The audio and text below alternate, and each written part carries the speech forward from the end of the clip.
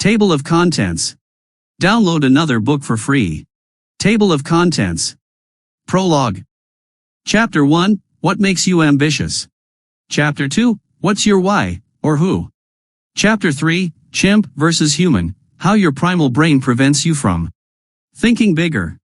Chapter 4, Competitiveness and collaboration drive ambition. Chapter 5, The art of focus. Chapter 6, How to achieve the impossible. Chapter 7, The dangers of being overly ambitious, and how to avoid them. Epilogue. Appendix A, Books you need to read. Download another book for free. Could you help? About Martin Meadows. If you think you are beaten, you are. If you think you dare not, you don't. If you like to win, but you think you can't, it is almost certain you won't. If you think you'll lose, you're lost, for out of the world we find. Success begins with a fellow's will. It's all in the state of mind. If you think you are outclassed, you are. You've got to think high to rise. You've got to be sure of yourself before you can ever win a prize. Life's battles don't always go to the stronger or faster man. But soon or late the man who wins is the man who thinks he can. Thinking, by Walter D. Winty. Prologue. Have you ever wondered what separates people who think bigger from people who set their bar low? What makes one person accept low standards and another person constantly raise them? Why one person strives to build an international organization affecting the lives of millions of people, while another person is content working her entire life as a clerk? Not that there's anything wrong with being a clerk. Why does one person challenge herself to run marathons, train her body and get fitter, while another is happy living a sedentary, unhealthy lifestyle? What drives a person who's optimizing every single aspect of her life, and what causes another person to maintain the status quo? You can say, well, the answer is simple enough. One person is ambitious, while the other one is not. But what exactly causes it? And most importantly, how do you become more ambitious and think bigger? Is it something you're born with and can't change it, or is it something over which you have control? I found this topic so fascinating, I decided to find out the answer for myself and write a book about it. This book is the result of my research about people who think big and the science of being more ambitious. Before we move on to the first chapter, there are several things I need to clarify to make sure we're on the same page. First and foremost, while many examples in this book come from billionaires and successful entrepreneurs, this book isn't about how to become one, though it can probably help you. If you're looking for a book on how to become rich, this book is not for you. I researched the mindset behind thinking big, not the business processes. This book is not necessarily for people who want to be entrepreneurs. The goal of this book is to help you learn how to find motivation to become the best version of you. It doesn't matter if your idea of big thinking is running a billion-dollar company or being a respectable member of your community. The objective is to understand how to get yourself fired up to constantly raise your standards. Secondly, if you decided to read this book, I assume there's already some motivation to change inside you, even if it's tiny and you struggle with procrastination. Only you can tell if it's really there or if you're content with what you have now. This book won't magically make you ambitious. It can only help you find out how to improve your motivation and think bigger. Last but not least, there's nothing wrong with not dreaming big. The key to a happy life is fulfillment. If you find fulfillment in a simple, unchallenging life, there's absolutely nothing wrong with it. However, you're probably not my target reader, and the topics I'll cover in this book won't appeal to you. I wrote this book to increase my motivation, teach myself how to think bigger, and learn how to raise my standards. I hope the answer I found will help you as much as it has helped me. Chapter 1, What makes you ambitious?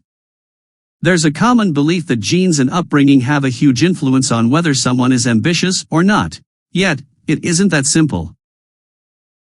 Children of billionaires can either follow their parents' tracks and build another successful billion-dollar company, or the cozy life can turn them into vain and unproductive people. Children born in poor families can inherit learned helplessness and stay poor just like their parents. Or their hunger for success will drive them to improve their situation. If there's one thing we can say about upbringing and ambitions, it's that there's no clear correlation between your background and what you're going to achieve in life.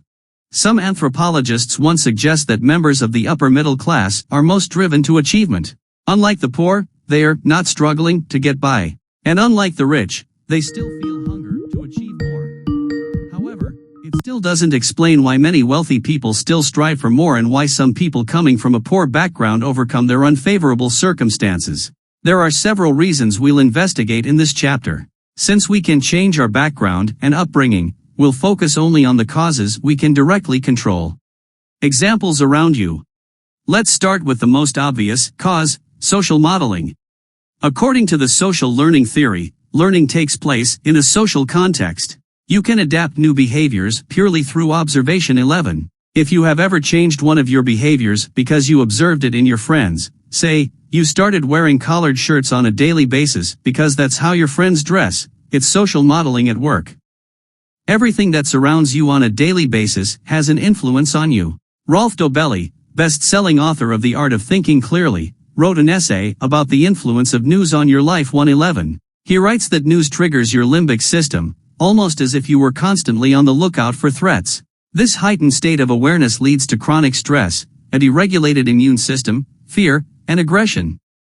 And that's just the result of watching or reading news. People who surround you have a much stronger impact on your behavior, including whether you're ambitious or avoid any challenges. Fortunately, we can choose what examples we allow in our lives. The first and most easily accessible source of the right examples is books. Many successful people, Peter Diamandis, Tony Robbins, and Tim Ferriss, to name a few, have credit books as the #1 reason for their success in life. One simple change, replacing news and mass media with books, can produce dramatic changes in your life. No matter what your ambition in life is, you can find books that will inspire you to work on your goals. Direct, in-person influence of successful people is another source that can fire you up to achieve big things in your life. However, meeting successful people is not as easy as buying a book. Unless you live in the Silicon Valley or any other place populated with successful people you want to emulate, it takes much more work to find them. Thankfully, the internet makes it extremely easy to interact with such individuals. Although meeting these people in person will have a much more powerful impact on you, talking with them online is still a viable way to light the fire inside you. Studies show that observing people you view as similar to you improves your self-efficacy, the strength of the belief in your abilities, which I discussed in my book Confidence, How to Overcome Your Limiting Beliefs and Achieve Your Goals, more than watching people with whom you don't share as much. In other words, you'll get more fired up by watching people similar to you succeed than by watching people who are much more skilled than you. Please note, it doesn't mean you'll learn more from them. It's best to emulate the most successful people.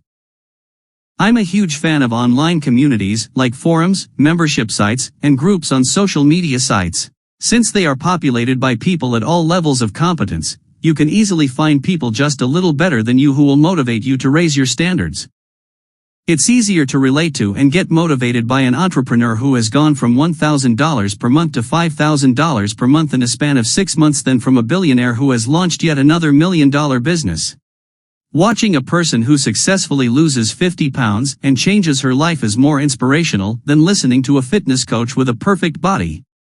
Surrounding yourself with empowering books and people on a daily basis will put you into a positive state that will inspire you to raise your standards. Please keep in mind, it's a process of conditioning, and it's never ending. Stay away from negativity. Since we tend to process negative information more thoroughly than good feedback. V1, it's crucial to reduce or eliminate negative stimuli from our lives. People who discourage you from setting big goals decrease your motivation more effectively than empowering people increase it. If you have ever shared a big goal with someone and she told you, "Get real, you'll never achieve it," you probably understand how much more destructive it is than words of encouragement. It's not always possible to eliminate toxic relationships from your life, but the less time you spend with these people, the better it will be for both your mental health and personal success. Be aware of your surroundings and try to replace the bad influence with positive feedback. If you find it extremely hard to distance yourself from the negativity, consider moving to a different place and starting anew. Your energy and a sense of urgency. There are two kinds of ambitious people: people who have big goals and act on them, and people who say, "One day I'll do X," but never do it. The difference between these two kinds of people is, among others, their level of energy and urgency. British billionaire Richard Branson, when asked about his secret of productivity, gave a surprisingly simple answer: workout. V11 It's his physical wellness that keeps his brain sharp and his body ready to constantly travel all over the world, build new industry-changing businesses, and solve some of the world's biggest problems. Perhaps it sounds cliché, but physical well-being is indeed one of the keys to success. If you don't demand much from your body, how much more will you demand from yourself in other areas of your life? If your body doesn't work on the highest level, how are you supposed to work on the big goals? The second difference between someday people and people who take action right away is their sense of urgency. What drives them to achieve more is their perception of time. Life is short, and they want to make the most out of it. Hence, they set big goals. They don't have time to work on small thinking, because it's only the bold ideas that will lead to exponential results. There is also another reason why ambitious action takers are so driven to do everything right now instead of waiting for the right time. We'll discuss it in more detail in the second chapter. Your needs. Poor people who struggle to get by can't afford the luxury of high ambitions. It's hard to think big when you're not sure if you can pay the bills or afford to buy food this month. The constant fight to stay afloat robs you of the energy to think in the long term. Maslow's hierarchy of needs suggests that self-actualization, the drive to achieve your full potential, and self-transcendence, giving yourself to higher goals like spirituality or altruism, can only happen if all other, lower needs, food, shelter, security, a sense of belongingness, etc., are satisfied first. For reference, here's Maslow's hierarchy of needs in a graphic form. If you want to achieve big things, but you can't motivate yourself to work on them, perhaps you're lacking one of the lower needs. If you're fortunate enough to read this book, we can eliminate the most basic needs like food, shelter, and safety. There are two groups of needs that might block you from thinking big: a sense of belongingness and esteem. The feeling of being loved, both sexually and non-sexually, is a basic need that is much more important than the quest to reach your full potential. If, on some level, you feel lonely, your first step toward becoming more ambitious could be working on this aspect of your life. Please note I'm not qualified to give you psychological or psychotherapeutic advice. If you struggle with social anxiety, the feeling of being unloved or depression due to a lack of intimacy, speak with a trained psychologist or psychiatrist. Esteem is the second need that, if unmet, will overpower your need for self-actualization. For years, I was an extremely shy person. My crippling shyness cast a shadow on my life and blocked me from realizing my full potential. It was only when I overcame shyness that I observed dramatic changes in other areas of my life and could focus on the bigger goals. Low self-esteem, the feeling that you're worse than other people, will lead you to self-sabotage. Until you become more confident of your self-worth, achieving bold goals will be too big of a challenge to you, as you will underestimate your abilities. If you feel inferior to others or you're extremely shy, solving these problems is more important than learning how to become more ambitious. Shyness will stand in your way your entire life. Until you fix it, it won't be likely you'll achieve your big dreams. Take it from a person who was there and knows how poisoning it is. What makes you ambitious? Quick recap. 1. Things and people who surround you influence how ambitious you are. Reading books and surrounding yourself with other ambitious people are two of the most effective ways to light a fire in your belly. 2. Negative stimuli are more powerful at discouraging you than words of encouragement are at motivating you. Consequently, it's crucial to avoid or eliminate from your life people whose behaviors and opinions put you down. 3. Physical wellness is one of the keys of people who think big. If you don't have enough energy, you won't have enough motivation to put your plans into action. Demand from yourself the best, both physically and mentally. 4. A sense of urgency is necessary if you want to act on your goals now instead of someday. Successful people don't have time for small thinking because they want to make the most out of their time on Earth. 5. You can't focus on achieving your full potential if you lack the more basic needs in your life, such as a sense of belongingness and esteem. If you suffer from shyness, social anxiety, or depression, your plan of action should start with fixing these issues. Chapter 2. What's your why, or who? If you look at the most successful people, like Richard Branson or Tony Robbins, you'll quickly notice how fired up and passionate they are about their goals. They exhibit bold thinking because they are after making the biggest impact. But what is the source of this passion? The answer is simple: they have a deep internal drive, a vision that directs all their actions. Without a powerful why, big achievements are close to impossible. We all need strong internal motivation to act on our goals. It sounds simple enough, but there's much more to it than just writing down that you want to be a millionaire or drive a Lamborghini. Why is not about money and other superficial things. Various studies show that money is not the best motivator, especially after a certain level of income. A well-known paper written by Daniel Kahneman and Angus Deaton VU1 suggests that emotional well-being rises until we make $75,000 per year. Beyond this number, there's no further improvement in life satisfaction. We can draw a conclusion that past $75,000 in annual income, money, and things it can buy, won't motivate you to think bigger, as it won't affect your well-being. An analysis of over 200,000 U.S. public sector employees shows that intrinsic motives, passion, challenge, etc., are 3 times more powerful than extrinsic motives, e.g. money. In other words, people who focus on the job they perform are more engaged in it, i.e. more driven, than people who focus on the money they make from it. Another study on extrinsic and intrinsic motivators shows that intrinsic motivation leads to better job performance than external motivators. You care more and get better results when there's a deeper reason for what you're doing than just money. When you put too much focus on the money itself, you'll get less enjoyment from your job, which will negatively affect your well-being. However, a study conducted on entrepreneurship suggests that it's the motive of making money and not the money itself that affects subjective well-being negatively. When people want to make money because they want to keep up with the Joneses, have more power, show off, or overcome self-doubt, that's when their well-being is affected negatively. If you want to make money to help your parents, take care of your family, or help those in need, it won't affect your well-being negatively. What does all of this research tells us? First and foremost, if you want to become more driven to realize your full potential, don't focus on money as your sole motivation. Find a deeper reason why, your intrinsic motivation. Intrinsic motivation is about enjoyment, fulfillment, or challenge, anything that comes from within you rather than the influences outside of you.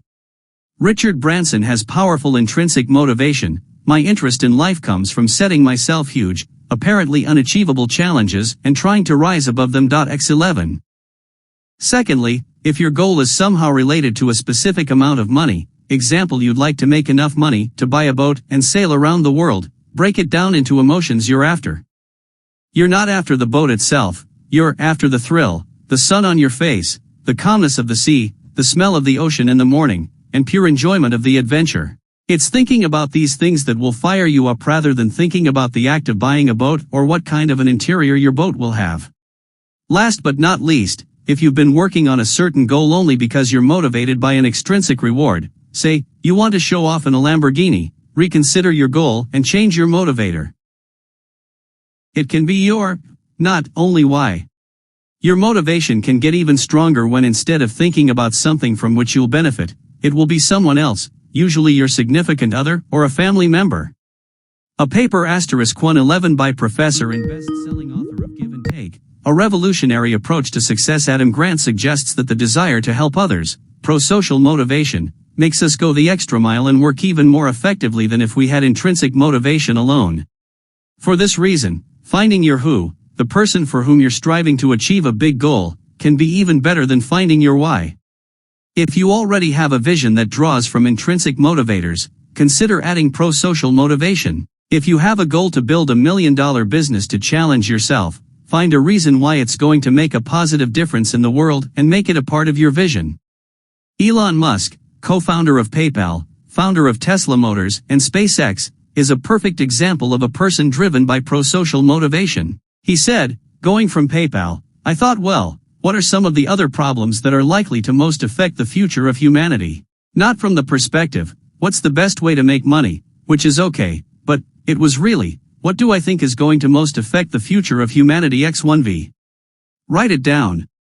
If you've been trying to motivate yourself to work on a certain goal, write down your vision. If you've written it properly, meaning, it fires you up so much you're restless, you should no longer struggle with procrastination.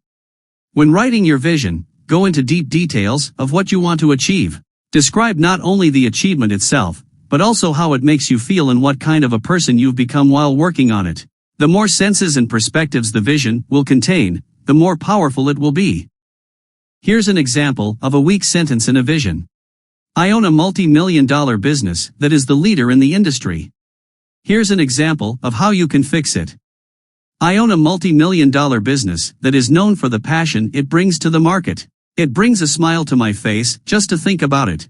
Whenever I speak with my employees and partners, I'm fired up and feel immense hunger to improve our products and make the lives of our clients even easier. There's nothing in the world I love doing more than speaking with our clients and learning from their feedback. The constant growth makes me a better person and positively affects the lives of my wife and children. After writing the first draft of your vision, each time you read it again, the motivational effect will get weaker, until it mostly serves as a reminder of your goals with a slight motivational boost.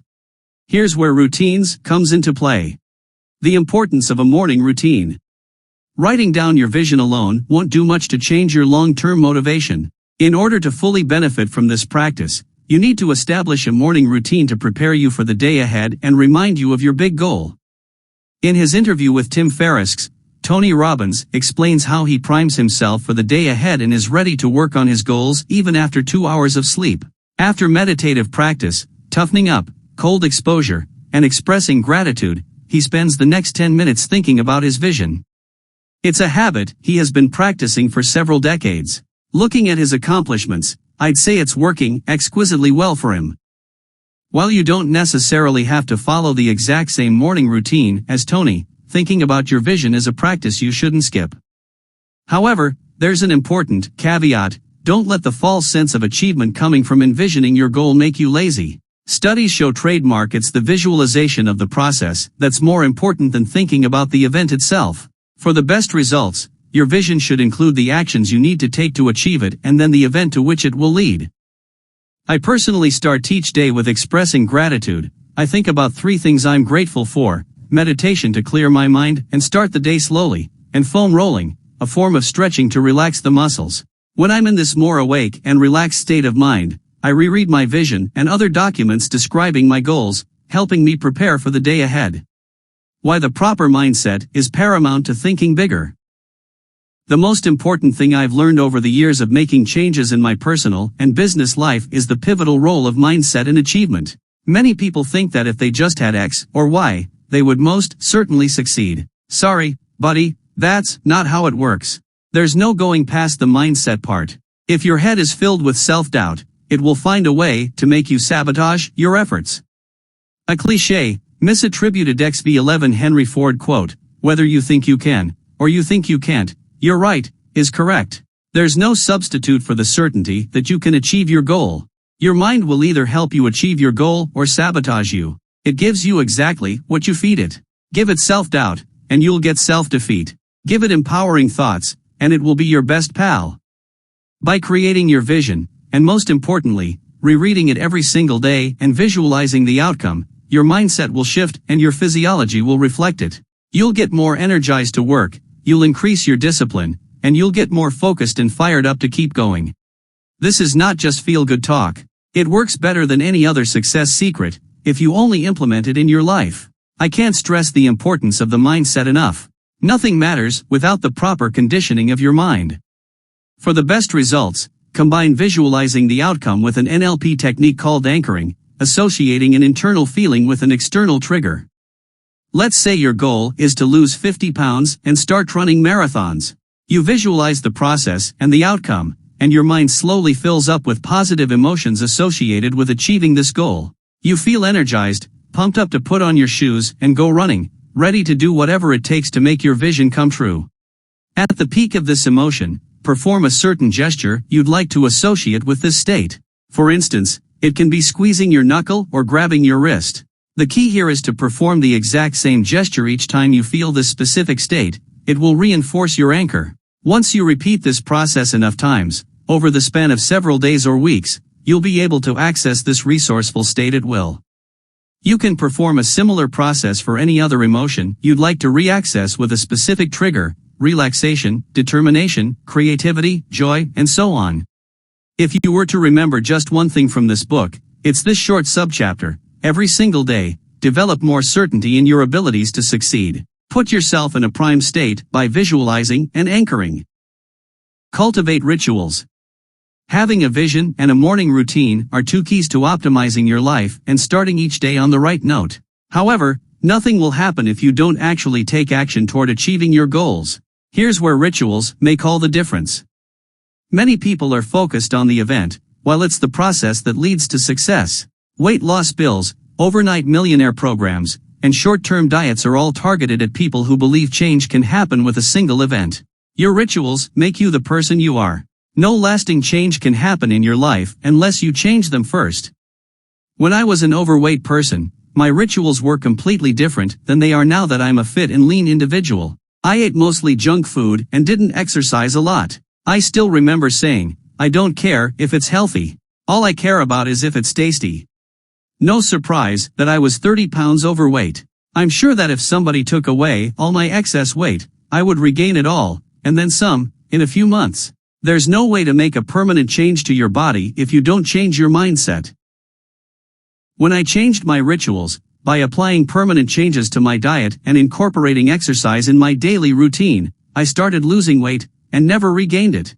Today, my routines are the total opposite of who I was back then. What kind of rituals do you have in your life and how do they affect your growth? Do they hinder it or empower you? If they don't serve, change them. Charles Duhigg's book The Power of Habit will teach you how to change your habits and incorporate new rituals. What's your why, or who? Quick recap. 1. Big achievements are impossible without strong, internal motivation. 2. Intrinsic motivators like fulfillment, enjoyment, and contribution are much more powerful than extrinsic motivators like money, fame or power. If you want to get fired up to work on your goals, discover a reason that comes from within you, not the pursuit of status or money. 3. If your goal can't be achieved without making a lot of money, tie it to the emotions you'll get from your purchase, and not the purchase itself. 4. Pro-social motivation, the desire to help others, is a more powerful motivator than intrinsic motivation. Consider adding a who to your why. 5. When writing down your vision, make it as detailed as possible by using different senses and perspectives. It has to be so good that you can't wait to act on your goals. 6. The purpose of having a written vision is to make it easier to think about it every single morning. The way you wake up will affect your entire day, so make it count and develop your own empowering morning routine. 7. Your mindset is paramount to success. If you don't have the proper mindset, you won't achieve your goals. Empower yourself by visualizing your outcome and anchoring positive states. 8. Your life is the sum of your rituals. Successful people have completely different rituals than complacent individuals. Change your rituals to change your life. Chapter 3, Chimp versus Human, How Your Primal Brain Prevents You from Thinking Bigger. Life would be easy if all we had to do to achieve our goals was to come up with a vision, think about it every single morning and act on it. However, it's not that simple. We often get in the way of our goals. Neuroscience shows that there are several parts of our brain that affect our decision-making process. In his book The Chimp Paradox, sports psychiatrist Steve Peters simplifies a human brain to three main parts: the chimp, the most primal, emotional part of the brain; the human, the rational side of the brain; and the computer, the part governed by the chimp and the human, responsible for automatic behavior. These three parts have a huge influence on your decision-making process. What your chimp loves the most. The side that stands in your way when you want to achieve big goals is the chimp, the primal part of the brain that makes decisions based on emotions. One of the things your chimp loves the most is safety. It sounds weird to talk about you like two different persons, but that's exactly what we are. If you want to change your life, you need to understand how these two sides of your brain affect you. The chimp is constantly on the lookout for new dangers. The more vulnerable it feels, the more paranoid it becomes. Since the chimp doesn't operate rationally, it quickly jumps to conclusions and thinks in black and white. Next to reproduction, the second most important objective of the chimp is self-survival. It's for this reason that it often sabotages us and prevents us from working on the big goals it perceives challenges as dangers. Starting a business can be scary. Your chimp will consider it a danger and try to keep you away from acting on this goal. Whenever you catch yourself thinking, "I feel it's too dangerous," it's probably your chimp at work. This primal part of your brain doesn't like any changes that require effort. It loves comfort. Even waking up earlier or losing weight, both of which can tremendously benefit you in the long term, will be considered by your chimp as threats. Discomfort is not your chimp's friend, even if the human part of your brain knows how transformational short-term discomfort can be. If you want to reduce the negative influence of the chimp on your decision-making process, you need to understand how to calm it down. Number 1 technique to calm down your chimp.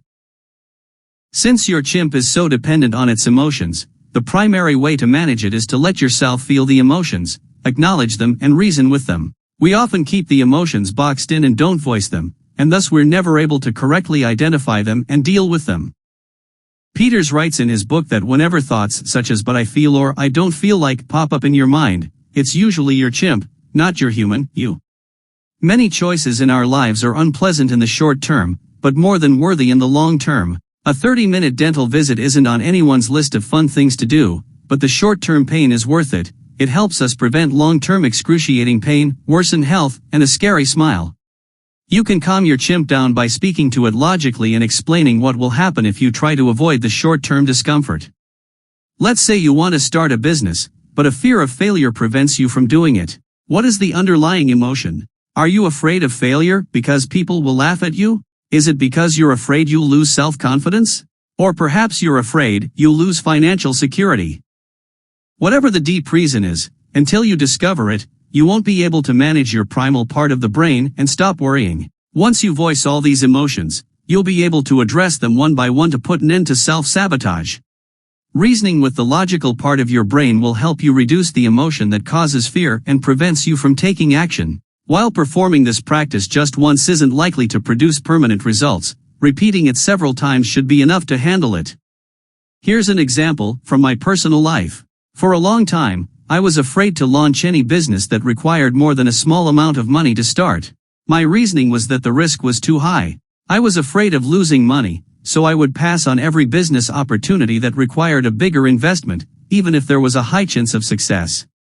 Once I acknowledged this fear, I could manage it by reasoning. Would starting a business requiring a higher investment ruin me financially? It would, but only if I made a stupid decision and invested all I had. If I set aside enough savings, my fear wouldn't be so crippling. Was it 100% certain I would lose the money? It wasn't. In most cases, it's possible to at least break even or lose perhaps 50% of the invested money, but not 100%. By making a list of possible outcomes and actions I could take to reduce my losses, say, closing a business, if I lose more than 50% of the initial investment, I could once again reduce my fear. Reward the chimp. Another technique you can use to reduce the negative influence of your primal part of the brain is to promise yourself a reward after doing something that the chimp considers threatening or uncomfortable. Let's say you want to start waking up early, as you believe it will help you improve your productivity and accomplish your big goals. The chimp obviously doesn't feel like doing it. It's a change of the routine, and painful at that. However, if you promise it a reward, say, a big cup of coffee or tea, it will help you get up. It's all about manipulating your emotions and coming up with short-term rewards that will recoup the pain of the short-term uncomfortable task. It also works because you'll start associating the painful act with something pleasurable. You can also use the exact opposite of a reward. Threaten your chimp with something worse if you don't perform a given action. When not making the change will be associated with pain, you'll be more motivated to make it. Let's continue the example of waking up early. The primal part of the brain finds this change threatening, so instead of helping you get up, it will tell you to nap for just a while longer. However, if you threaten it with a worse danger, say, you'll have to pay your friend $50 if you don't report to him by 6:15 a.m., the chimp will want to minimize the pain and help you get up. Replace emotional thinking with routines. In addition to the human, rational side of the brain and the primal, emotional side of the brain, we possess a part of the brain that is responsible for automated behaviors, the computer. Both the chimp and the human can influence this part of the brain. That's how enabling and limiting beliefs come to life. Let's say that you start a business and lose money you've invested in it. The chimp, thinking in black and white and always putting its survival as the priority, will put an instruction, a limiting belief, forth that starting a business is associated with losing money. The human, on the other hand, can put an instruction forth that business requires investment, and it takes several tries to get it right. If your chimp wins, you'll be scared to start another venture. The good news is that you can identify your current disabling beliefs that prevent you from realizing your full potential. Just note down your beliefs and ask yourself if they serve your goals. If not, they're limiting. The process of eliminating negative beliefs and reinforcing the enabling ones is covered in Tony Robbins' books Unlimited Power Trademark and Awaken the Giant Within Trademark. You owe it to yourself to read these books. Below the layer of automated behaviors lies your personal philosophy, your most important values and truths that are unbendable. These core rules will guide your life and either help you achieve your goals or hinder your growth. Consider writing down your personal philosophy. You can do it by making a list of your most important truths in life that you're going to follow no matter what. Here are a few of my own truths that guide my behavior in life. 1.1 Never give up on anything that's important to me. 2.1 Don't care what anyone thinks about me. The only approval I need is my own. 3. Time is my most important asset. I always focus on achieving more with less. 4. I'm always honest. Lying is for cowards. 5.1 Always think carefully before making any promises because I always keep my word. 6. Growth happens outside comfort zone. Security leads to mediocrity. 7.1 Refuse an ordinary approach because I want to live an extraordinary life. 8. Nothing is impossible for a man who refuses to listen to reason. 9. Abundance is all around me. Scarcity is the mindset of the poor. 10. If it's not fun, I don't do it. If I have to, I find a way to delegate it. These simple statements guide my life decisions and make it easier to deal with self-sabotage. You don't struggle with making a decision about giving up if you have a clear rule that states when you can't give up. I strongly suggest rereading your rules along with rereading your vision. If you know them by heart, many decisions in your life will be much easier to take, including decisions that can help you achieve big goals. Chimp vs. Human. How your primal brain prevents you from thinking bigger. Quick recap. 1. There are 3 parts of the brain: the chimp, the most primal, emotional part of the brain; the human, the rational side of the brain; and the computer, the part governed by the chimp and the human, responsible for automatic behavior.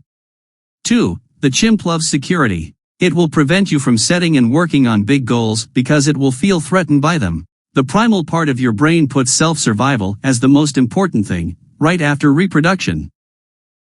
3. The most effective way to manage your chimp is to let yourself feel the emotions it feels, acknowledge them and reason with them by using the logical part of your brain. 4. Rewarding yourself or threatening yourself with a danger bigger than the short-term pain will help you motivate yourself to work on your goals. It's all about associating the painful changes with pleasure and maintaining status quo with pain. 5. Replace emotional thinking with routines that empower you. Both the chimp and the human can put the instructions in your computer, but it's usually the human who puts in the enabling beliefs that can change your life for the better. 6. Write down your personal philosophy, the core values and truths that guide your life. They will make it easier to make the right, empowering decision. Chapter 4. Competitiveness and collaboration drive ambition. Humans have a competitive nature that you can use to your benefit to think bigger. However, there are 2 types of competitiveness. The first is positive and productive, which motivates you to strive for more, but not at the expense of others. The second is hyper-competitiveness, which is a winning isn't everything, it's the only thing type of thinking. Healthy competitiveness, or rather, the effects of competition, which we'll discuss in a second, can inspire you to start working on your objectives, help you set bigger goals, and achieve more than you believe you can. Sounds interesting in theory, but how does it affect your real-world performance and how can you use it to motivate yourself? Let's dig deeper. It's not competition in itself that improves your performance. A meta-analysis on competition and performance trademark once showed that there was no relation between competing and results. However, when scientists dug deeper and conducted an additional meta-analysis and 3 new empirical studies, they found there are 2 effects at work that cancel each other. The first effect is when you're playing to win. This attitude improves your performance. The second effect is when you're playing not to lose, it leads to decreased performance. In their book Top Dog, The Science of Winning and Losing trademark, Ashley Merriman and Pabronson show how this effect works in the real world. When professional soccer players were making penalty shots to save their team from losing, they succeeded 62% of the time. When they were making the shots to make their team win, they succeeded 92% of the time. Consequently, the key to successfully using competitiveness to achieve more is to focus on winning, and not just trying not to be left behind. When you look at some of the most successful people on the planet, like Richard Branson or Jeff Bezos, it's clear to see that all of them have the mentality of a winner. Richard Branson always mentions that he never enters an industry unless his company can make a huge difference. In his own words, Virgin only enters an industry when we think we can offer consumers something strikingly different that will disrupt the market. XX1V. Note the use of the word disrupt. He's not after merely keeping up with the competition, he wants to transform the entire industry. His often praised Virgin Atlantic Airlines are the perfect example of playing to win. Jeff Bezos built Amazon to such a huge company because he focused on making it customer-centric. And as he said, if you're competitor-focused, you have to wait until there is a competitor doing something. Being customer-focused allows you to be more pioneering. XXV. Yet again, it's a perfect example of playing to win. By putting focus on your customer, you constantly raise your standards and innovate instead of merely following the competition so you don't lose. Playing not to lose is usually characterized by following the trends and playing it safe, while playing to win is about innovation and taking risks. When setting your own goals, do you play to win or play not to lose? If it's the latter, find a way to transform it in the former. Collaborate when possible. Studies show that collaboration significantly boosts achievement, motivation, productivity, and the ability to handle challenges. XXVI. If you struggle with getting enough motivation to start working on a big goal, consider looking for other people who might share your ambitions. It will inspire you to act as well as increase your chances of success. If you're working on a business, a local co-working space can be a good place to find potential partners or a whole team of people dedicated to achieving the same big goal. Even if it's just a short conversation by the coffee machine, it can be enough to defeat procrastination. Richard Branson stresses that no big business-related ideas can succeed without the right team. In his own words, I learned that the most successful entrepreneurs are those who find people who are at least as good as, or better than, they are at running their businesses. XXV11. People, and the effect they have on each other, are the core of the Virgin brand, and that's one of the reasons why the various Virgin companies are so successful. If you want to transform your body, consider finding a workout buddy/buddies. Due to the Kohler effect, we try harder when we're a part of the group and don't want to be the weakest link. Studies show XXV111 that working out with a partner increases performance across multiple sessions. In other words, your chances of reaching a big fitness goal are much higher if you complete each workout with a person who exercises with you. This effect will also work in other areas of your life. Whenever you can surround yourself with a group of people who will keep you accountable, you'll be much more likely to achieve better results and stick to your goals. Think bigger by surrounding yourself with the right people. Social modeling is a fundamental concept of social learning theory that shows how people learn and adapt new behaviors by observation on lexics. I already briefly mentioned this topic in the first chapter. Studies show that we learn from people we observe directly, from instructions given by these people, and by means of media. It's possible to create social change with soap operas because people model the characters they see on the screen. You would say it's such a small influence it shouldn't have any effect on you, yet it works, even if you're not aware of it. Watching violent television, movies, listening to violent music and playing violent video games increases aggression. Trademark. Again, sounds like an innocent way to entertain yourself, while in fact it messes up your brain. In one study, children watching adults behaving aggressively toward a doll were more likely to be aggressive, while children watching adults behaving kindly toward a doll were more likely to be kind. To trademark 1. Adults aren't that different from kids. Surround yourself with aggressive people, and you'll be aggressive, too. We acquire both empowering and negative beliefs, behaviors, and opinions of people around us, including those we only see in television, movies, or read about in books. The famous quote by Jim Rohn, "You are the average of the 5 people you spend the most time with," turns out to be true. If you want to get more driven and strive for more achievement in your life, surround yourself with highly passionate and ambitious individuals. According to the social learning theory, you can do it in 3 ways. 1. Live model, watching a person demonstrate a behavior. This means spending time in environments where you can naturally watch other people achieve success. For instance, if you want to become a world-class golf player, you'd find golf courses where you can watch most successful players play. 2. Verbal instruction, listening to an individual describing how to do something. This means making friends with successful, driven people, attending seminars, and/or finding a mentor or a coach. 3. Symbolic, by watching movies, television, browsing the internet, reading, and listening to podcasts. There are endless sources of materials for success-oriented people. My first recommendation is books. I also like to find a quiet place somewhere outside and listen to audio interviews with successful people. Eliminate the negative influence. Studies show that bad is stronger than good. Trademark 11. We're wired to focus more on the negative information than the positive. Consequently, the negative influence of other people and demotivating media does more harm to your motivation than surrounding yourself with successful individuals. We already established in the first chapter that mass media thrives on doom and gloom, and isn't conducive to your success. Watching less news, or ideally, not watching it at all, will reduce your anxiety levels and change your worldview. In the world of mass media, only bad things happen in the world. Why strive for more if the world is such a bad place? It's just one of many limiting beliefs mass media puts in your brain. Winners and bitter people who might be your colleagues, friends, or family members are another source of negative energy that can affect your mindset. How are you supposed to work with burning motivation on the big things if your relatives or friends constantly poke fun at your ambitious goals? If there's one thing that is shared by every successful person, it is that they all hang out with other successful people. For a good reason. Once you start thinking big, people who haven't grown with you won't be able to relate to you. It's a price you need to pay for achievement. Some relationships will weaken, while some will end. Competitiveness and collaboration drive ambition. Quick recap. 1. Playing to win improves your performance, while playing not to lose affects it negatively. Competition can help you grow as a person only if you concentrate on being the best, and not just catching up to others. 2. Collaboration leads to improved motivation and performance. Whenever possible, find other people who share your big ambitions and work with them. 3. Surround yourself with the right ambitious and driven people.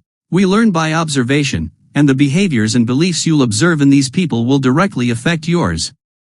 4. Everything that surrounds you can have an influence on you. Just like you wouldn't like to spend time around a smoker if you don't smoke, so you shouldn't spend time with people who spread a negative aura around them, as it will poison your well-being just like cigarette smoke. 5. Humans focus more on the bad than the good. Pay special attention to avoiding the negative input coming from others and from mass media. We generally underestimate how detrimental these things can be to our mental health. Chapter 5. The Art of Focus. Big goals can only be achieved with sustained concentration and focus on the most important aspects. All of the unessential things should be set aside because they take up valuable time without contributing much to the end result.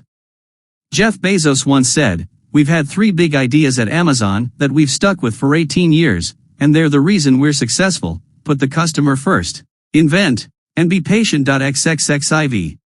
While there are surely much more than just 3 reasons why Amazon became so successful, there's no arguing that it's Bezos' focus on the essence that made him so successful. You need to learn how to focus for 3 reasons. 1. To motivate yourself to work on your big goal. If you don't break it down into smaller parts, which affect the outcome the most, it might sound impossible to achieve. 2. To improve your performance. The 80-20th rule applies to every single area of life. Most of the output will always be produced by just a few key factors. 3. To accomplish your task instead of straying off the path. If you don't know how to focus, distractions will lead you in a different direction you might not necessarily want to take. How do you focus and ensure big results with as little effort as possible? Let's start with the right approach to productivity. Strategic laziness.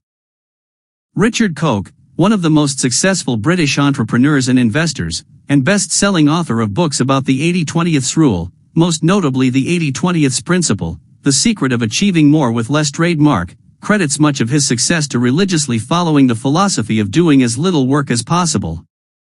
As he explains in his book, Living the 80-20th Way, make a great mental leap, dissociate effort from reward. Focus on the outcomes that you want and find the easiest way to them with least effort, least sacrifice, and most pleasure. Concentrate on what produces extraordinary results without extraordinary effort. Be efficient but relaxed. First, think results. Then get them with least energy. XXXVI. Tim Ferriss, best-selling author and successful angel investor, shares Cook's sentiments by writing in his book The 4-Hour Workweek trademark, "Slow down and remember this, most things make no difference. Being busy is a form of mental laziness, lazy thinking, and indiscriminate action. Focused thinking is even more important when working on the big goals. If you want to achieve them, you can't afford to spend your mental energy and time thinking about the little details that have little to no impact. The more you simplify the goal you want to achieve, the easier and faster you'll achieve it. Strategic laziness is simple. You focus exclusively on the actions that provide the best results and disregard everything else. The main challenge is to resist the temptation to do more. If you're hyperactive and can't just reduce the amount of hours worked, spend the additional hours working on an entirely different goal. I set a goal to become a best-selling author with my first book, How to Build Self-Discipline, Resist Temptations and Reach Your Long-Term Goals. When you research what some people believe is needed to make your book sell well, you'll surely become overwhelmed. However, when you dig deeper and focus on the most important aspects of writing a book and marketing it, it becomes simple. I disregarded all the little details like starting a blog, releasing press releases, being active on social media, and so on. Instead, I put focus on doing my best when writing the book and picking just a couple of marketing techniques to focus on. 2 weeks after I published this book, it reached #1 in 2 big categories and appeared on the list of hot new releases along with other best-selling books. I've achieved this goal precisely because I chose to ignore all the little details that would only take away my time and energy from what works best. It's a lazy person's approach, but it's smart laziness. I didn't have to work 12 hours every single day to have a successful book launch. I had plenty of time to recharge my creative energy and put it into writing my next book. The alternative was certain burnout, with either similar or worse effects. Exponential results. In his book Bold, How to Go Big, Create Wealth and Impact the World XXXVM, Peter Diamandis explains how exponential results are the driving force behind every single big achievement. One of the greatest examples is Moore's Law, which states that every 12 to 24 months the number of integrated circuits on a transistor doubles. As Diamandis points out, the smartphone in your pocket is 1,000 times faster and million times cheaper than a supercomputer from the 1970s. If you want to achieve big goals quickly, you need to start thinking in terms of exponential growth rather than linear growth. Linear growth is when 1 becomes 2, which becomes 3, which becomes 4, and so on. Exponential growth is when 1 becomes 2, which becomes 4, which becomes 8, and so forth. If you take 20 linear steps, you'll walk about 30 meters or yards. If you take 20 exponential steps, you'll be approximately 524 kilometers or 325 miles away. The key to exponential growth is replication, by technology and other people. Obviously you can't apply this approach to personal changes. You can lose weight or learn a language exponentially, but it's useful to remember it when building your business or other organization. Exponential growth is a perfect example of applying focus to your goals. Instead of starting right away and performing slow, menial jobs, you find a way to perform the same job faster and with less effort. Think more, act less. In his best-selling book Essentialism, The Disciplined Pursuit of Less, Greg McKeown writes, "To discern what is truly essential we need space to think, time to look and listen, permission to play, wisdom to sleep, and the discipline to apply highly selective criteria to the choices we make. XXXIX. The process of exploring and comparing different ways of accomplishing your goals effectively is more important than the action itself. In today's fast-moving world, many people believe that if you're busy, you're important. But how often do we stop and ask ourselves if what we're doing is even worth doing? The whole purpose of setting big goals is to grow as a person. In order to grow, you need to get results. Never mistake motion for action. A rocking horse moves, but I've yet to see a kid who has traveled anywhere on it. Make it your regular habit to go outside, ideally somewhere in nature, away from other people, and spend an hour or so with your thoughts alone. By putting some distance between you and the rapid-moving world, you'll be able to focus more on the big picture and less on the small details that don't matter. The vast majority of my most useful insights came from the periods of time when I was relaxed and wasn't even consciously thinking about how to achieve my goals. When your mind relaxes, your subconscious somehow gives you the right answer. Once, I struggled to find the topic for my next book. Instead of spending hours brainstorming new ideas, I decided to relax a little and let my creativity work behind the scenes. One day, I woke up in the middle of the night and came up with the perfect idea for my next book. My brain worked while I was asleep. I found the solution to my problem with almost no effort. That's the exact same kind of help you need to solve the problems that will lead you to big achievements. Get in the zone. In positive psychology, floxel is the mental state in which you're fully immersed in the process. It's the state of perfect focus, when you concentrate on nothing but the activity you perform. According to psychologist Mihaly Csikszentmihalyi, there are 3 important conditions for the state of flow to occur. 1. The activity you perform must have a clear goal. Without knowing the direction you're going, you won't achieve flow. 2. You must receive clear and immediate feedback. If you can't judge your performance, you won't be able to maintain the state of flow.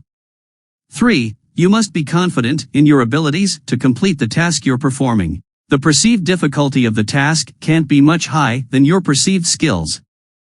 These 3 things are the key to increasing your focus while working on your goals. Flow can be most easily applied to education, for instance, when you're learning a foreign language, and sports, achieving fitness-related goals.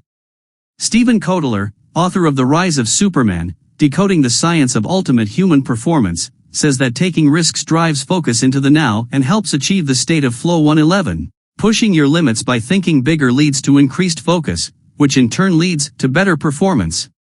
Striving to achieve the biggest goals possible, usually by following the approach of fail fast or fail forward, will help you increase your focus and achieve results more quickly. Another trigger of flow is novelty and unpredictability. Automated behaviors won't get you in the state of flow. For this reason, find ways to bring more variety and novelty to what you're doing. If you're learning a new language, cramming a list of verbs every single day won't get you in the state of flow, while a challenging conversation with a native speaker will. Driving your car to work is a largely automated behavior. Driving a race car on a demanding racetrack is how you get into the flow. Kotler also adds that engaging all your senses in the task at hand is another condition to get into the state of deep flow. It's easiest to engage all the senses in sports where the situation requires you to be aware of everything around you. In other areas of life, developing more self-awareness by meditation can help you learn how to get more aware of different sensory sources around you. Psychologist Owen Schaefer adds one more condition to achieve flow: freedom from distractions. 11111. Block the world around you as much as you can while performing your task. Silence your phone, close the door of your room, and clear your schedule so you won't think about the incoming obligation. The art of focus. Quick recap. 1. Strategic laziness is vital to help you achieve your goals more quickly and with less effort. By disassociating effort from reward, you'll produce more results with less sacrifice that would eventually negatively affect other areas of your life. 2. Putting focus on exponential growth can take you from zero to a huge accomplishment much more quickly than you believe. When working on goals in which you can replicate yourself, by using technology or other people, spend more time thinking how to achieve exponential results rather than following the traditional mindset of linear growth.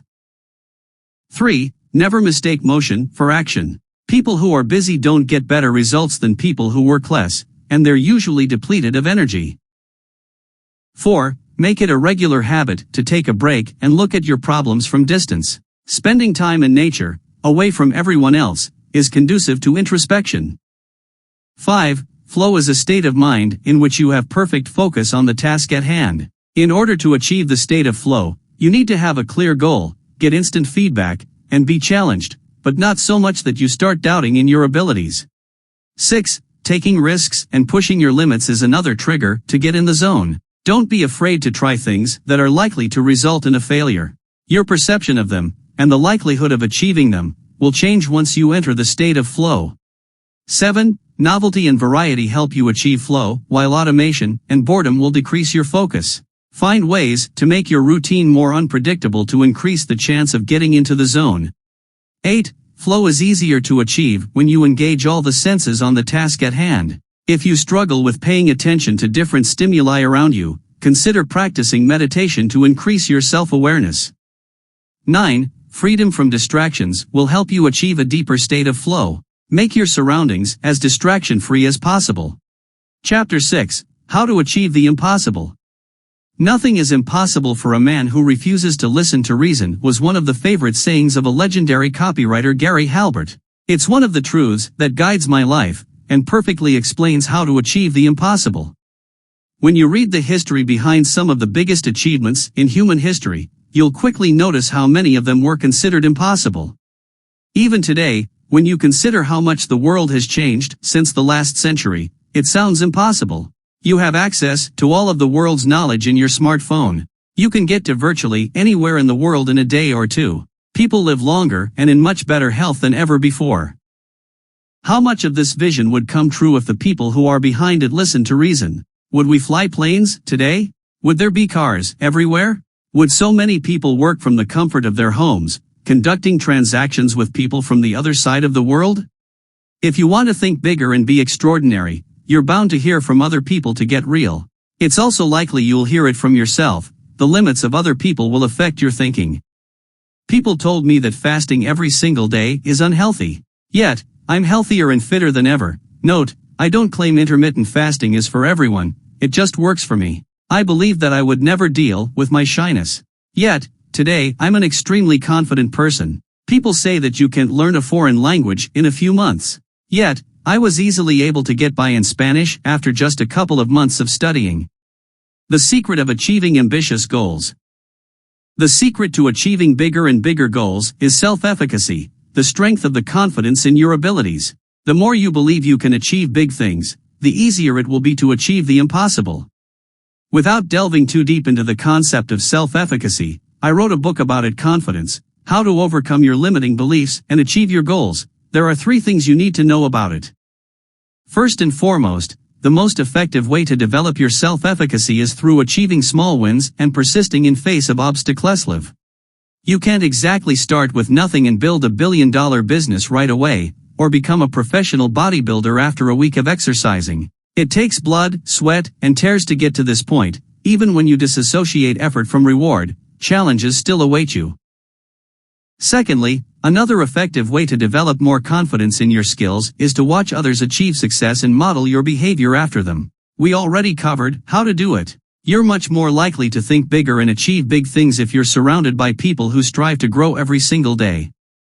Last but not least, although self-efficacy is task-related, meaning that confidence in your ability to build a business doesn't directly translate to confidence in your skills to lose weight, your past performance affects all areas of your life.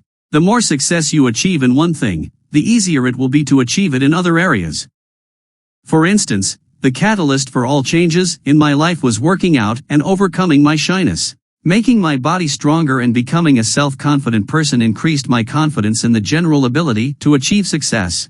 It translated into success when learning foreign languages, building a business, and learning other skills like writing. Self-efficacy is the starting point for all achievements in your life. Without the belief that you can achieve a certain goal, you'll subconsciously sabotage yourself, either by putting too little effort or not even planning how to reach your objectives. I strongly suggest learning how to overcome your limiting thoughts and gain more confidence in your skills. Bold thinking requires bold attitude, and you won't exhibit it until you learn how to believe in yourself. It's all about your track record. All successful people started with small things and then turned them into bigger and bigger things. If you have big goals but lack experience, don't just wait until you magically gain it. Many people wish to start a business, but they constantly postpone their decision while looking for a perfect business idea that will make them millions. That's not how entrepreneurship works. Anything, including selling things on eBay or opening your lemonade stand, is better than inaction and looking for the perfect idea. Richard Branson started with breeding budgerigars, small parrots, and growing and selling Christmas trees. Both businesses failed, but the experience he gained from these ventures helped him later on. A lot of people would like to write a novel. However, they never get around to it because they believe they need a brilliant idea and incredible writing skills. Guess what? There's no author in the world whose first work was good. Writing takes practice, and the best course of action for most novice writers is to start with short stories and slowly progress to novellas and then novels. Once again, waiting is detrimental to your success. It's the same with every achievement. If you want to lose weight, you don't need to wait until you're fit enough to run for a mile or longer. You start with short walks, gradually increase the speed, and move on to jogging. It's hard to find an obese person who believes she can lose all excess weight, until she focuses on the process and gradually increases her confidence.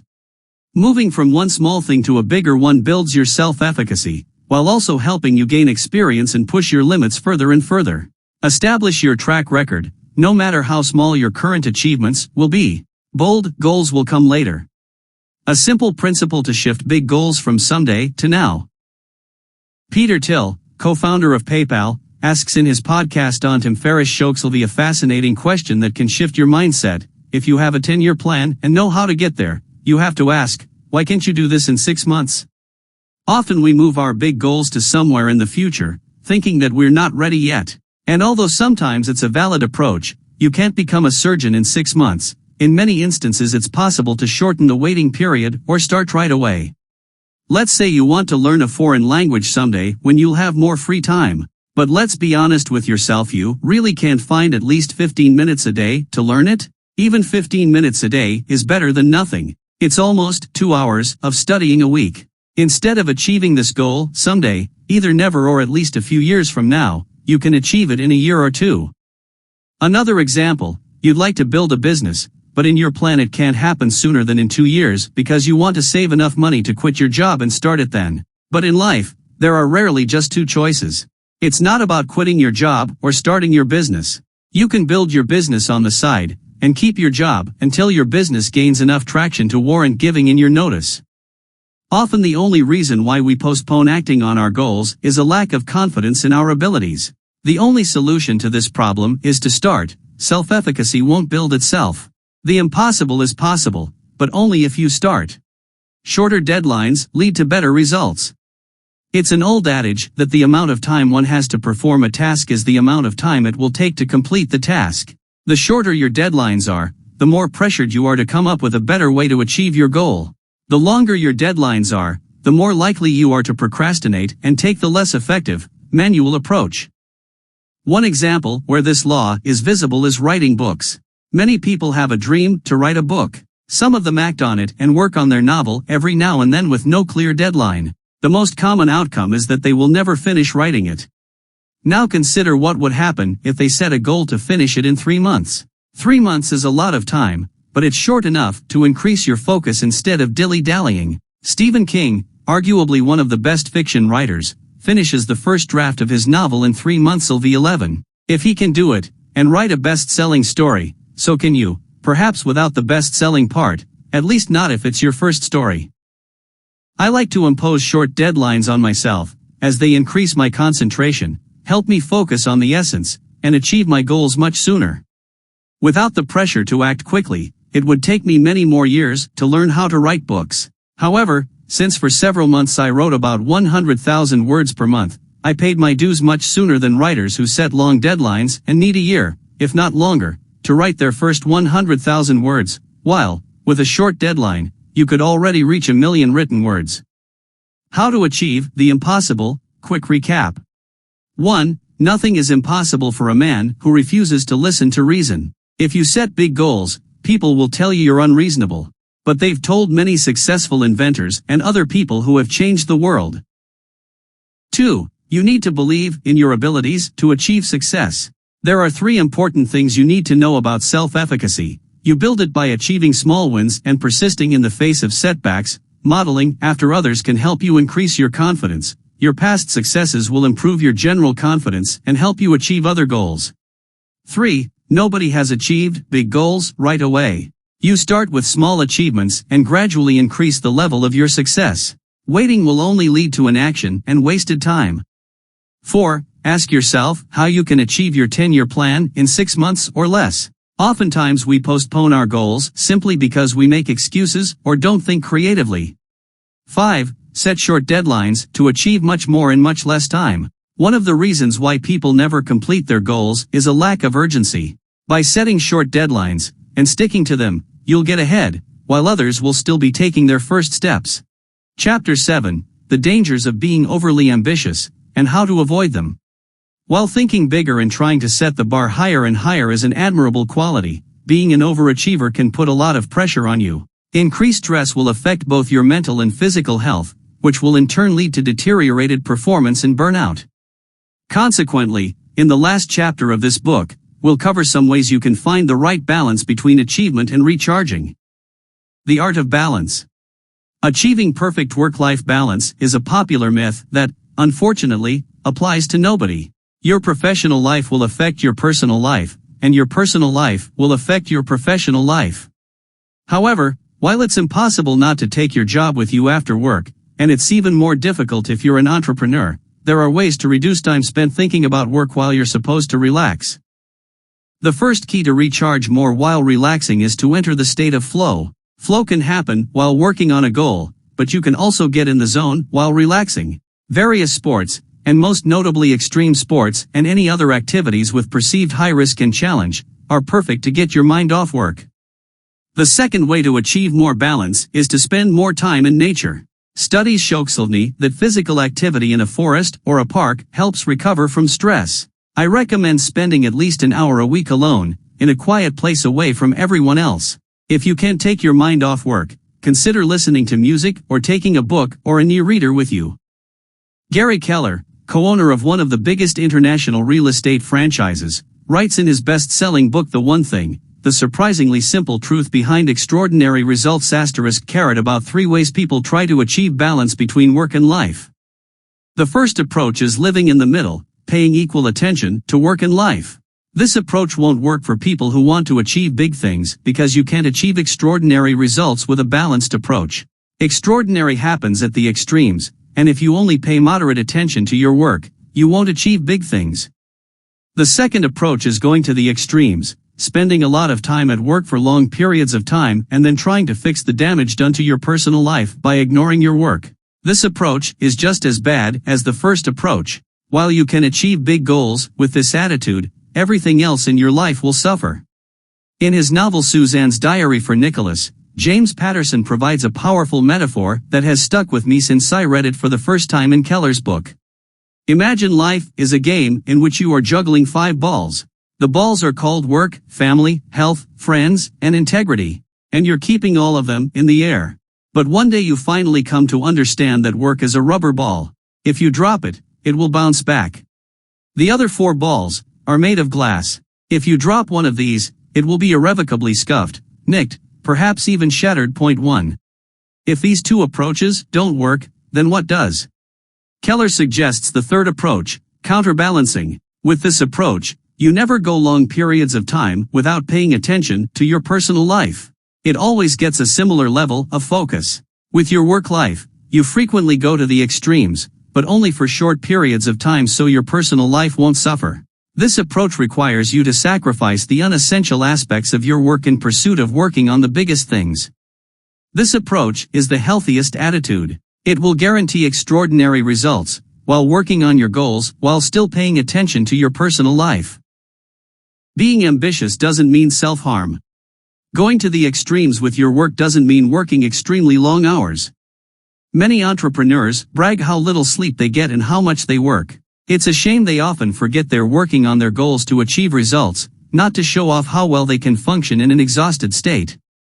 Martyrdom sounds cool, but it won't help you achieve your goals. A paper by John Pencavel of Stanford University 11 shows that working for more than 50 hours per week leads to decreased productivity, while working for more than 55 hours doesn't produce any additional results. If you have a 70-hour workweek, you essentially waste 15 hours per week. Sleep deprivation is a silent killer of productivity and your well-being. A week of sleeping 4 or 5 hours per night is equal to an impairment equivalent to a blood alcohol level of L%, 4 to 5 glasses of beer. 2 weeks of sleeping 4 to 5 hours per night makes the symptoms 2 times worse. Your ability to solve problems dramatically deteriorates, your reaction time greatly lengthens, your judgment is clouded. How do you expect to achieve big things in such a horrible state? Martyrdom isn't reserved for entrepreneurs only. You can also be tempted to exhibit this behavior if you're working on other big goals. People who want to transform their bodies think that the more they work out, the stronger and fitter they'll be. Yet, you don't get a flat stomach in the gym, you get it in your kitchen by maintaining the proper diet. Exercising 3 times per week for 45 minutes is more than enough to get results 11-11, while overtraining is a perfect way to get injured and lose months of progress due to long recovery. People who want to learn new skills spend countless hours practicing and memorizing new things, thinking that it's the studying time that counts. In reality, it's the other way around. Your brain needs sleep to learn, not just more practice. Studies show that a nap of 45 to 60 minutes can boost your memory 5-fold. As neuropsychologist Axel Mecklinger from the research team said, even a short nap in the office or a nap at school can improve learning outcomes significantly. Start with the foundation, proper sleep and enough rest, and only then work on your goals. The dangers of being overly ambitious, and how to avoid them. Quick recap. 1. It's essential to learn how to recharge your batteries and get your mind off working on big things. If you don't do it, your performance will deteriorate, and you'll suffer from negative effects of stress. Moreover, your personal life will suffer. 2. You can't achieve perfect balance between work and your personal life. The proper approach is to never go long periods of time without paying attention to your personal life and going to the extremes with your work life. The reason for that is that achievement happens at the extremes, while your personal life is fragile, and dropping it for long periods of time will ruin it. 3. Don't be a martyr. Working longer hours doesn't lead to better performance. Sleep deprivation makes you act like a drunk person. Take care of the fundamentals before you start working on your goals, unless you enjoy clouded judgment and impaired ability to solve problems. Epilogue. Tony Robbins frequently says that the key to success is to raise your standards. By constantly working on improving your life, you'll feel fulfillment, which will give your life a meaning. This, in turn, will lead to happiness and even more achievement. Thinking bigger is exactly what you need if you'd like to get more driven and passionate about your everyday life. In the 7 chapters of this book, we covered some of the most important aspects of thinking big. Some of the most important lessons from the book include: 1. Surrounding yourself with the right, positive energy is the key to success. Strive to spend time with people who empower you and motivate you to reach bigger and bigger goals. Read books that will inspire you to change your life. Listen to podcasts that will educate you on how to get even better at what you do. 2. Achievement can't happen without proper, powerful intrinsic motivation. If you make your why bigger than you in superficial things like money or status, you'll get even more fired up to work on your goals and make big things happen.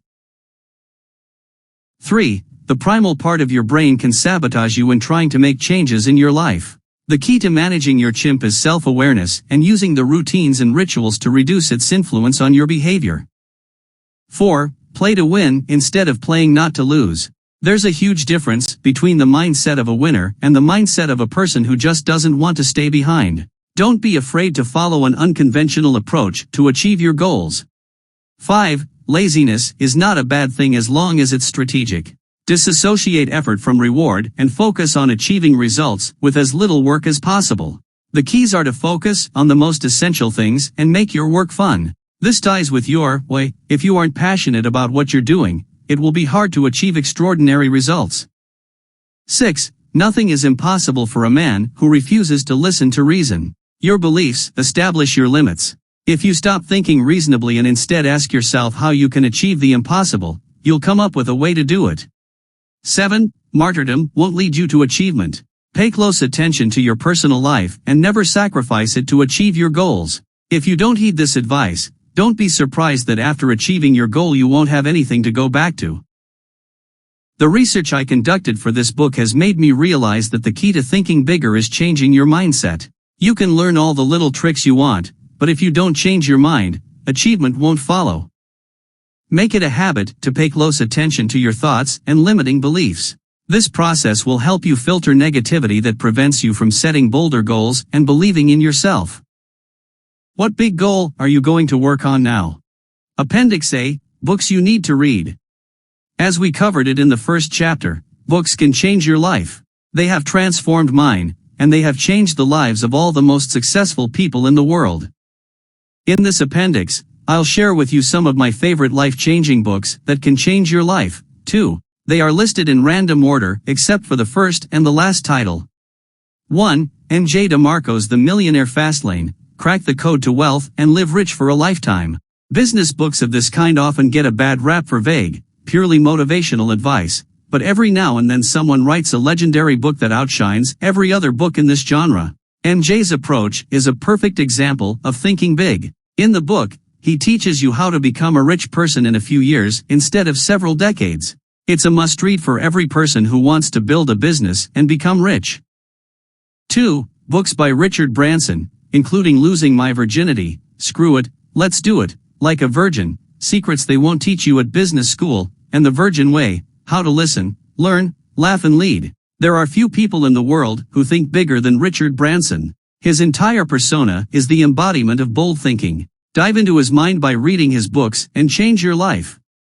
3. Peter Diamandis' Abundance, The Future is Better Than You Think and Bold, How to Go Big, Create Wealth and Impact the World. The first book will help you develop the abundant mindset by realizing how much our world has changed and how much better the future is going to be.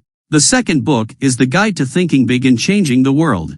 If you want to join the likes of Elon Musk, Jeff Bezos, and Richard Branson, you need to read it. 4. Richard Koch's books about the 80-20th principle, like the 80-20th principle, The Secret of Achieving More with Less, Living the 80-20th Way, or the 80-20th Individual. Richard Koch is the perfect example of how to achieve more with less. He's one of the wealthiest Britons. His investments, guided by simple principles, have made him extraordinary returns. If you want to learn how to achieve more with less, read everything written by this brilliant mind. 5. Greg McKeown's Essentialism, The Disciplined Pursuit of Less. If you want to explore more about how to focus and simplify your life, this book is for you. You can't achieve big things if you concern yourself with things that don't matter much. Greg will teach you how to identify and disregard these things. 6. Gary Keller's The One Thing, The Surprisingly Simple Truth Behind Extraordinary Results. The title alone perfectly explains what this book is about. If you want to achieve incredible results in a short time frame, you'll learn how to do it in Gary's book. His advice can be also applied to improving your personal life. 7. Peter Thiel's 0 to 1, Notes on Startups, or How to Build the Future. A must-read for everyone who wants to build an innovative business. Peter is the perfect example of bold thinking, having created PayPal and investing in some of the world's most influential startups like Facebook. 8. Tim Ferriss' books The 4-Hour Workweek, The 4-Hour Body, and The 4-Hour Chef. All three books will help you optimize your life. The 4-Hour Workweek will show you how to escape your day job and start a lifestyle business. But don't stop there, use the money made from your lifestyle business to go even bigger. The 4-Hour Body will show you how to achieve big fitness goals. If you want to transform your body or become a world-class athlete, this book is for you. Tim's tips, among others, helped me lose 30 pounds in 3 months. The 4-Hour Chef will show you how to master new skills by putting focus on the most essential things. The principles from this book will help you become a world-class expert. 9. Jay Abraham's books Getting Everything You Can Out of All You've Got, 21 Ways You Can Outthink, Outperform, and Outteam the Competition, and The Sticking Point Solution, 9 Ways to Move Your Business from Stagnation to Stunning Growth in Tough Economic Times. If you want to build a big business that makes a real difference to your clients, reading everything by Jay Abraham is a must. 10. Tony Robbins' classics Unlimited Power and Awaken the Giant Within. Tony Robbins is arguably the most knowledgeable life coach in the world. His insights about human psychology can dramatically shift your mindset. If I were to choose 2 of the most transformative books I've ever read, I would pick these 2 exceptional titles. Download another book for free. I want to thank you for buying my book and offer you another book, just as long and valuable as this book, Grit, How to Keep Going When You Want to Give Up, completely free. Click the link below to receive it. http://www.profoundselfimprovement.com/thinkbig2er. In Grit, I'll share with you how exactly to stick to your goals according to peak performers in science. In addition to getting Grit, you'll also have an opportunity to get my new books for free, enter giveaways, and receive other valuable emails from me. Again, here's the link to sign up. http://www.profoundselfimprovement.com/thinkbig2er. Could you help? I'd love to hear your opinion about my book. In the world of book publishing, there are few things more valuable than honest reviews from a wide variety of readers. Your review will help other readers find out whether my book is for them. It will also help me reach more readers by increasing the visibility of my book. About Martin Meadows. Martin Meadows is the pen name of an author who has dedicated his life to personal growth. He constantly reinvents himself by making drastic changes in his life. Over the years, he has regularly fasted for over 40 hours, taught himself 2 foreign languages, lost over 30 pounds in 12 weeks, ran several businesses in various industries, took ice-cold showers and baths, lived on a small tropical island in a foreign country for several months, and wrote a 400-page-long novel's worth of short stories in 1 month. Yet, self-torture is not his passion. Martin likes to test his boundaries to discover how far his comfort zone goes. His findings, based both on his personal experience and scientific studies, help him improve his life. If you're interested in pushing your limits and learning how to become the best version of yourself, you'll love Martin's works. Copyright 2015 by Meadows Publishing. All rights reserved. Reproduction in whole or in part of this publication, without express written consent, is strictly prohibited. The author greatly appreciates you taking the time to read his work. Please consider leaving a review wherever you bought the book, or telling your friends about it, to help us spread the word. Thank you for supporting our work. Efforts have been made to ensure that the information in this book is accurate and complete. However, the author and the publisher do not warrant the accuracy of the information, text, and graphics contained within the book due to the rapidly changing nature of science, research, known and unknown facts and the internet. The author and the publisher do not hold any responsibility for errors, omissions, or contrary interpretation of the subject matter herein. This book is presented solely for motivational and informational purposes only. http://cqintent.time.eom/time/magazine/article/q-917-11126746746-1qq.html. Web. March 21, 2015. To Bandura, 1963. Social Learning and Personality Development. New York, Holt, Reinhardt, and Winston. 3 de Belliar, Avoid News, Towards a Healthy News Diet, www.dobelli.com, 2010. For listen to Tim Ferriss interview with Peter Diamandis and Tony Robbins by visiting this link, http://4hourworkweek.eom/2014/10/07/global-learning-x prize. V. Brown, I. Inoue DK learned helplessness through modeling, the role of perceived similarity in competence. Journal of Personality and Social Psychology 1978, 36, 8 900-908. See also, Bandura, 1981. Self-Referent Thought, A Development Analysis of Self-Efficacy. In J. H. Flavel and Del Ross, eds, Social Cognitive Development, Frontiers and Possible Futures, pages 200-239. Cambridge, England, Cambridge University Press.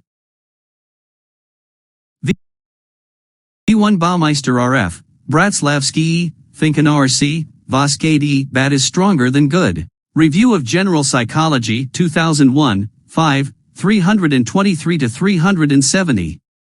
VNHTTP://livyar-legend.net/productivity-guide-how-much-the-power-of-fitness. Web. March 21, 2015. VU1 Kahneman D. D10A High Income Improves Evaluation of Life but Not Emotional Well-Being. Proceedings of the National Academy of Sciences of the United States of America 2010, 107, 38 16489-16493. 1x Joe YJ, Perry JL Intrinsic Motivation and Employee Attitudes, Role of Managerial Trustworthiness, Goal-Directedness, and Extrinsic Reward Expectancy. Review of Public Personnel Administration, 2012, 32, 438-2406. X. Gagny M., DES-EEL Self-Determination Theory and Work Motivation. Journal of Organizational Behavior, 2005, 26, for 331 to 362. X1 Shrivastava, Lakiye, Bartle KM. Money and Subjective Well-Being. It's not the money, it's the motives. Journal of Personality and Social Psychology, 2001, 80, 6 959 to 71. xnhttp://www.virgin.com/entrepreneur/richard-top-20-virgin-inspirational-insights, web, March 23, 2015. X111 Grant AM. Does intrinsic motivation fuel the pro-social fire? Motivational Synergy in Predicting Persistence, Performance, and Productivity. Journal of Applied Psychology, 2008, 93, 148 to 58. xvhttp://www.business-insider.com/brilliant-elon-musk-quotes-2q14-6, op = 1, web, March 23, 2015. 15 http://4hourworkweek.com/2q14/lq/money-master-the-game, web, March 22, 2015. 16 FAMLB, Taylor S.E., 1999. From Thought to Action, Effects of Process versus Outcome-Based Mental Simulations on Performance. Personality and Social Psychology Bulletin 1999, 25, to 250 to 260. 17 The quote most likely originates from the poem Thinking by Walter D. Winty cited in the beginning of this book. 18 Doig C. The Power of Habit, Why We Do What We Do in Life and Business. 19 Peters S. The Chimp Paradox, the Mind Management Program to help you achieve success, confidence, and happiness. XX Robbins T. Unlimited Power, the New Science of Personal Achievement. XX1 Robbins T. Awaken the Giant Within, How to Take Immediate Control of Your Mental, Emotional, Physical, and Financial Destiny. XXI Murayama K. Elliott A. J. The Competition-Performance Relation, a meta-analytic review and test of the opposing processes model of competition and performance. Psychological Bulletin, 2012, 138, 61035 to 1070. XEI Merriman A. Bronson P. Top Dog, The Science of Winning and Losing. Ziv http://www.virgin.com/entrepreneurs/5-individuals-who-failed-and-recovered-in-style, web, March 23, 2015. XXV http://www.businessinsider.com/Jeff Bezos Amazon Growth Quotes 2014-9, op = 1, web, March 23, 2015. XXV1 Bandura A. Exercise of Human Agency Through Collective Efficacy. Current Directions in Psychological Science, 2000, 9, 75 to 78. XXVNHT tp://www.entrepreneur.com/article/219988, web, March 23, 2015. XXV111 Irwin BC, Skornienchi J, Curran L, Eisenman JC, Phelps DL. Aerobic exercise is promoted when individual performance affects the group, a test of the Kohler motivation gain effect. Annals of Behavioral Medicine, 2012, 44, to 151 to 159. XX1X Bandura A, 1963, Social Learning and Personality Development. New York, Holt, Reinhardt, and Winston. XXX Bandura A, 2004, Social Cognitive Theory for Personal and Social Change by Enabling Media. In A. Single, M.J. Cody, E.M. Rogers, and Dem Sabato, eds, Entertainment Education and Social Change, History, Research, and Practice, pages 75 to 96. Mahwah, New Jersey, Lawrence Earlbaum. XXXI Anderson C.A., Berkowitz L., Donnersteiny, Hughesman L.R., Johnson J.D., Linz D., Malamuth N.M., Ortelli, The Influence of Media Violence on Youth. Psychological Science in the Public Interest, 2003, 4, 381. XXXI Bandura A., Ross D., Ross S.A. Imitation of Film-Mediated Aggressive Models. The Journal of Abnormal and Social Psychology 1963, 66, 1-3-11. XXX111 Baumeister R.F., Bratslavsky E., Finken R.C., Vascade E. Bad is stronger than good. Review of General Psychology, 2001, 5, 323-370. XXXVHTTP://www.businessinsider.com/Jeff-Bezos-Amazon-growth-quotes-9 number sign 9ZZ3VCG0A2S0, web. March 23, 2015. XXXV Co-Car, the 80/20th Principle, the secret of achieving more with less. XXXV1 Co-Car, living the 80/20th way, work less, worry less, succeed more, enjoy more. XXXVN Perges, T the 4-hour workweek, escape 9 to 5, live anywhere, and join the new rich. XXXVM Jamandes PH, Codeler S, bold, how to go big, create wealth and impact the world. XXX1X McEwen G, Essentialism, the disciplined pursuit of less. XL Mihaly, Csikszent Mihaly, 1990. Flow, the Psychology of Optimal Experience. Harper and Dro. X11 Csikszent Mihaly M, Abahamda S, Nakamura, J, 2005. Flow, in Eliot, A, Handbook of Competence and Motivation, New York, The Guilford Press, pages 598-698. SLU http://www.fastcompany.com/303105/the-how-of-how-and-to-how-and-your-flow-state-your-productivity, web. March 24, 2015. X1111 Schaefer, 2013, Crafting Fun User Experiences, a Method to Facilitate Flow, Human Factors International. XLLV Bandura, 1997, Self-Efficacy, The Exercise of Control. New York, Freeman. XVHTTP://www.entrepreneur.com/article/225527, web. March 24, 2015. XV1HT TP://4hourworkweek.eom/2014/09/09/Peter-Till, web. March 24, 2015. XLVN King S, on writing. XLV111 Hansman R, Hug SM, Seelan K, Restoration and Stress Relief through Physical Activities in Forests and Parks.